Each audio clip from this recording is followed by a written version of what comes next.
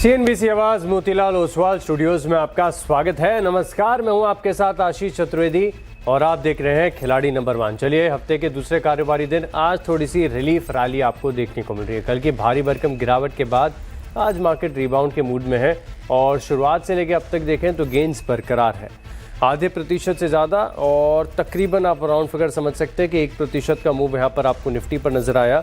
170 अंकों की बढ़त के साथ निफ्टी पर कामकाज है। बैंक निफ्टी की बात करें तो बढ़िया तेजी है, कल सबसे ज़्यादा पेन यहीं पर देखने को मिला था। आज तकरीबन 800 अंकों की बढ़त यहाँ पर आपको निफ्टी बैंक पर नजर आएगी। मिड कैप्स की बात करें तो अच्छे रिबाउंड के मूड में 1.25% की तेजी, 700 अंकों का उछाल।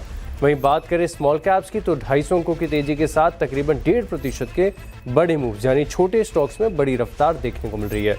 एडवांस और डिक्लाइन के आंकड़े कल के बिल्कुल विपरीत। कल हमने देखा था कि एडवांस डिक्लाइंस के पक्ष में था, आज एडवांसेस काफ़ी ज़्यादा। इनफैक्ट 2394 शेयर ऐसे हैं जहां पर बढ़त है और 473 ऐसे हैं जहां पर गिरावट के साथ आपको कारोबार नजर आएगा।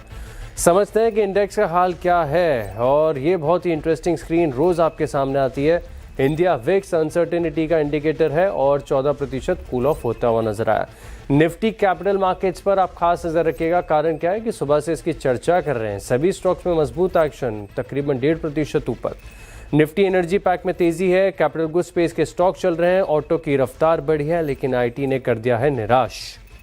ओएनजीसी ऑयल इंडिया लुढ़के। पीएसयू बैंक्स की बात करें तो आज रिबाउंड है, फाइनेंशियल्स ऊपर हैं, बैंक्स ऊपर हैं, मेटल्स में खरीदारी, एफएमसीजी ठीक ठाक, रियल्टी में तेजी के संकेत, और फार्मा जहां पर कल भी एक्शन था यहां पर बढ़त के साथ कारोबार नजर आ रहा है। निफ्टी को देखा जाए कितने शेयरों में खरीदारी, कितनों में है बिकवाली, और कौन से स्टॉक्स हैं जो है टॉप कॉन्ट्रीब्यूटर्स। तो आईसीआईसीआई बैंक कल की गिरावट के बाद आज रिबाउंड।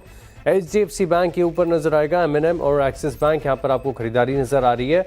वहीं बात करें गिरने वाले शेयरों की, रिलायंस दबाव बना रहा है, क्रूड ऑयल थोड़ा सा फिसला ऊपरी इस तरफ से, तो इसका एक इम्पैक्ट है। इन्फी कल आखिरी 1 घंटे में रिबाउंड आया था लेकिन टिक नहीं पाया। भारतीय एयरटेल ये थोड़ा सा नीचे, टीसीएस ना के बराबर की गिरावट है।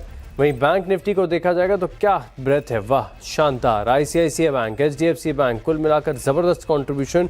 एक्सिस बैंक भी अकेले 90 अंकों का कंट्रीब्यूशन दे रहा है, स्टेट बैंक ऑफ इंडिया 75 अंक ऊपर। सभी स्टॉक्स मिलाकर तकरीबन 800 अंकों की तेजी दे रहे हैं। निफ्टी बैंक में गिरने वाला स्टॉक कोई भी नहीं बैंक निफ्टी में। लेकिन ये हफ्ता ट्रेडिंग के लिहाज से देखें तो बहुत ज़्यादा डिफिकल्ट है, जहां पर एक दिन बड़ी गिरावट, दूसरे दिन रिकवरी, और कौन से ग्लोबल संकेत पर मार्केट कैसे रिएक्ट करेगा कहना बड़ा मुश्किल हो जाता है। लेकिन ऐसे मुश्किल वक्त में भी हमारे तीनों मार्केट एक्सपर्ट्स डटे हुए हैं, अपने पोर्टफोलियो में कन्विक्शन आइडियाज ऐड कर रहे हैं ताकि इस हफ्ते के अंत में इन तीनों में से कोई एक बन पाए खिलाड़ी नंबर 1।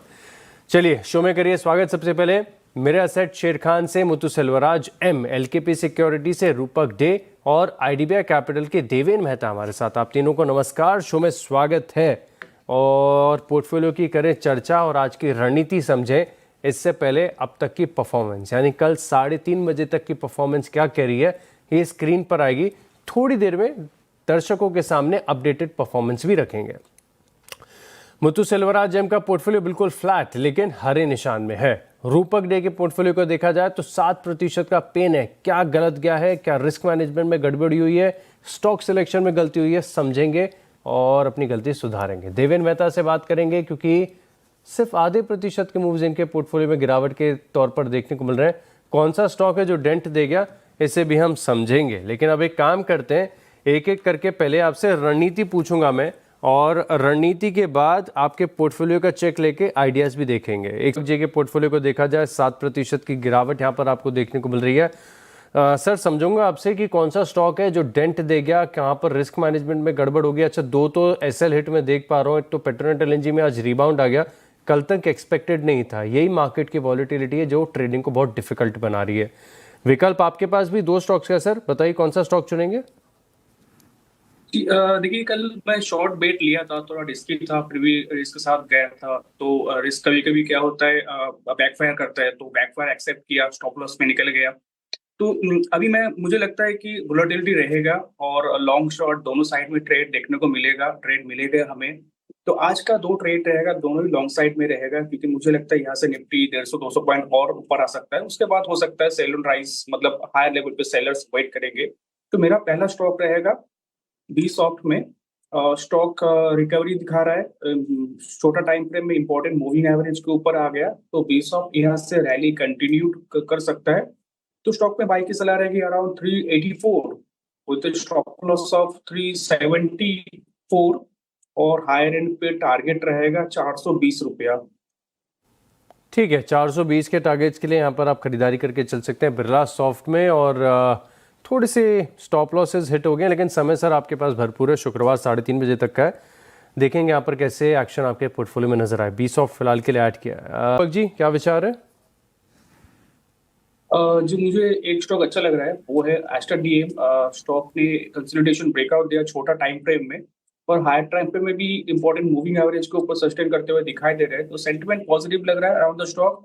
बाई की सलाह रहेगी अराउंड 666.75 चल रहा है, और टारगेट रहेगा अपसाइड में 700 और नीचे स्टॉप लॉस रहेगा 650 का। 650 के स्टॉप लॉस के साथ एस्टर डीएम, और ये पूरा हॉस्पिटल डिक्सन टेक तकरीबन 10,500 का हाई बनाया है। थोड़ा सा ऑफ आइज हुआ है, लेकिन अभी भी 6% ऊपर। रूपक जी, चार्ट देखकर बताइए पोजिशनल सेटअप क्या कह रहा है स्टॉक का?